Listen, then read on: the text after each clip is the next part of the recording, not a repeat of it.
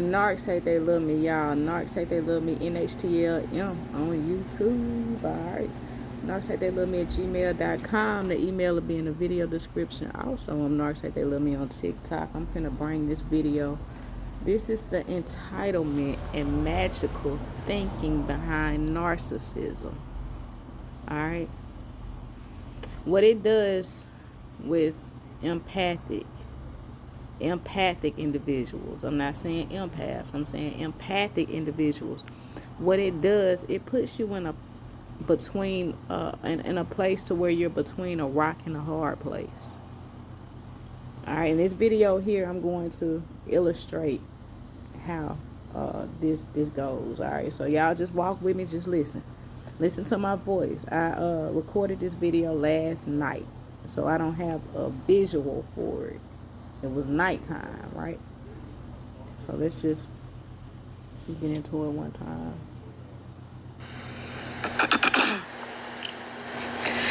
Unconscious decisions. And I'm hitting on it like this because I'm saying,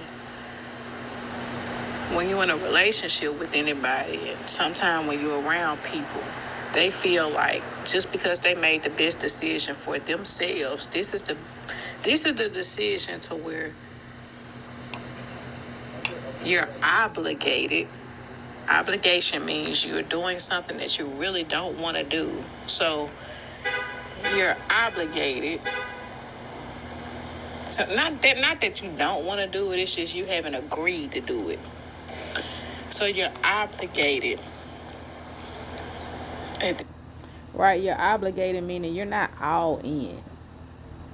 Alright, when everything comes up initially, you're not all in. You have doubts. You have questions. Alright, but this is how the boundaries are crossed. Y'all keep listening. This point, to go along with some decisions that somebody else has made. Now, with toxic individuals, they'll make decisions for themselves. And because they have no hindsight, foresight, or insight, they often miss the consequences. They don't see the consequences. They have no hindsight, no foresight, or no insight, right? With every consequence, there are bad consequences and good consequences to take into consideration. But with somebody with no hindsight, foresight, or insight, they don't see anything because they're used to being enabled. All right? So they miss the consequences. It's not that they don't know the consequences. They just don't know consequences because they were enabled along the way. And they were enabled by people that can't save them. See, some people can save them sometimes. But as we grow older, as people get older, and they start to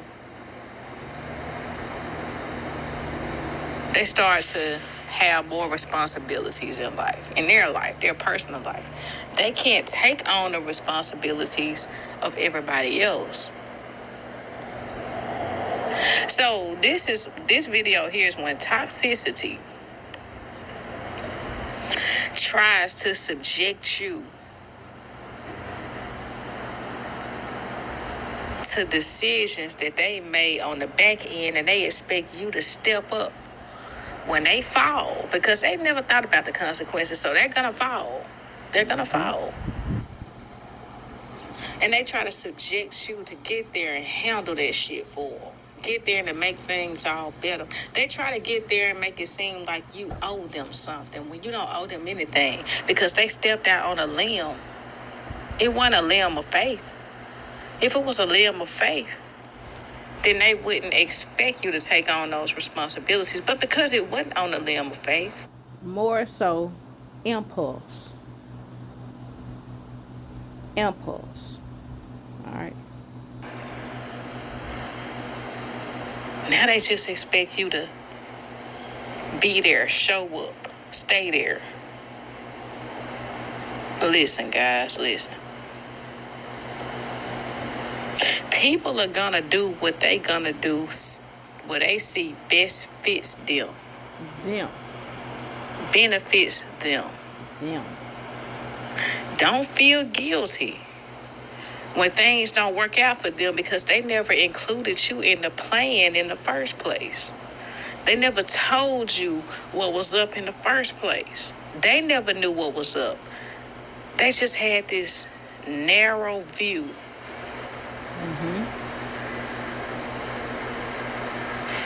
And when things blow up in their face and shit goes to biting them in the ass, they want you to come and save them. By save, I mean enable. Enable. That's why it's best to move your ass out the way and let them reap their consequences. Whether the consequences are good or bad, and most times when people have no plan, they fail. Alright? You don't owe anybody anything. You don't owe anybody anything. If you don't believe me, go out and get your own. And when you get your own and whoever you bring into your own, know that you're going to keep your own, not because of what somebody else does, but because of what you do, what you ultimately do.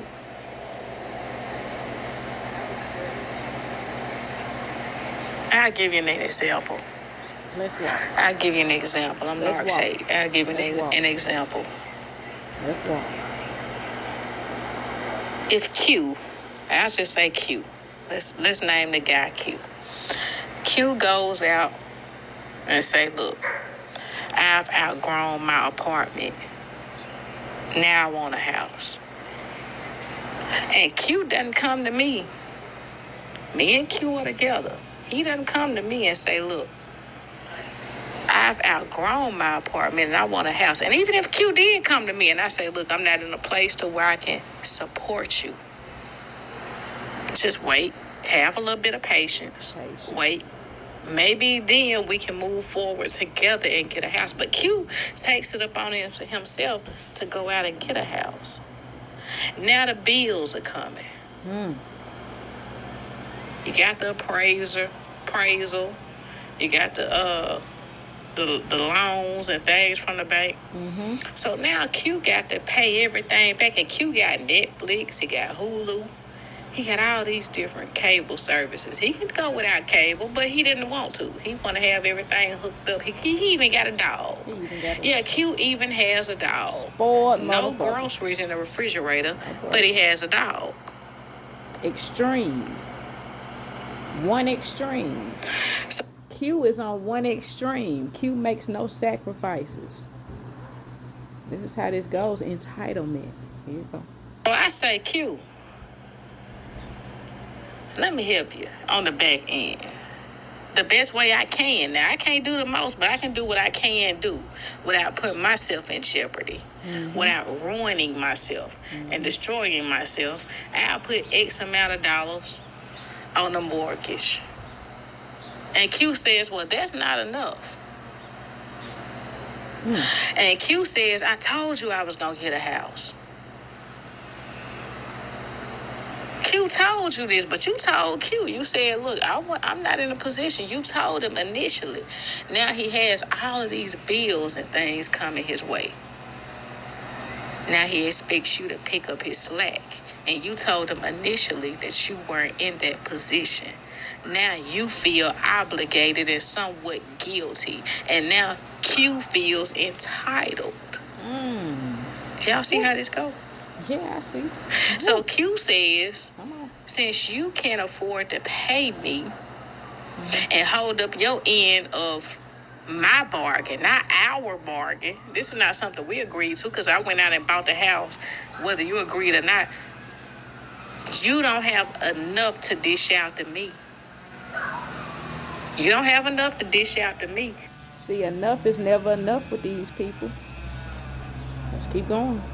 I'm finna go get somebody that does. At least I think they do. So now the grass is greener on the other side, according to Q.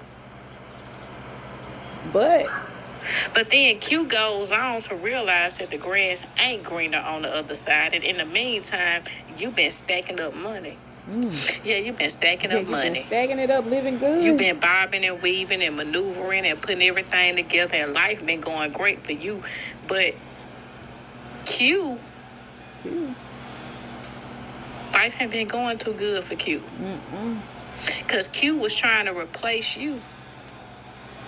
And never did Q ever find a replacement like you. One that would at least try. You at least tried. Even though Q went behind your back and did what was best for Q, you at least tried. So as time goes on, Q realizes that the grass ain't green on the other side. Now Q comes back to hoover you. This is how this goes. Q comes back to hoover you. And when Q comes back, now Q wants to know what you thought about the relationship. Where did we go wrong? All of the questions that Q asked you at that very moment were questions that Q should have asked you in the beginning. This is how this goes. I'm Narcs Hate They Love Me, y'all. And that's the entitlement. The entitlement is how the toxicity knocks down the barriers and the boundaries that a person has. And they think it's okay. They justify that boundary and those boundaries that they cross because they have this thing called magical thinking. Things may not make sense in reality, but these people are so disconnected from reality to where they're delusional. What's the first sign of craziness? Delusional. You're disconnected. You 100% believe what it is that you're thinking, no matter how far-fetched it is from reality. Alright, I hope that makes sense to you. I hope you enjoyed the video. I'm Narcs Hate They Love Me. Alright, the email will be in the video description. That's for one-on-one purposes only. Also, if you haven't liked it, share the video, y'all do so. Do your due diligence on the channel. Share it. Get the word out there. Get the word out here. All right, because now narcissism is becoming so saturated to where people are using the term loosely. And now the narcissists are enjoying this. They enjoying this because everybody gets called a narcissist. So they get to sit back and they get to blend in with everybody else. They become chameleon. All right. But this is how it works. The entitlement, the magical thinking. That low down, damn, dirty Q. Yeah, that dumb, stupid motherfucker. Narc. Yeah, y'all. I leave you with peace. I leave you with love. I hope you enjoyed the video again. Narcissist Anonymous 202. The Fight Within Me on Facebook. Y'all get there. All right. Peace. Love you. Take care. Bye.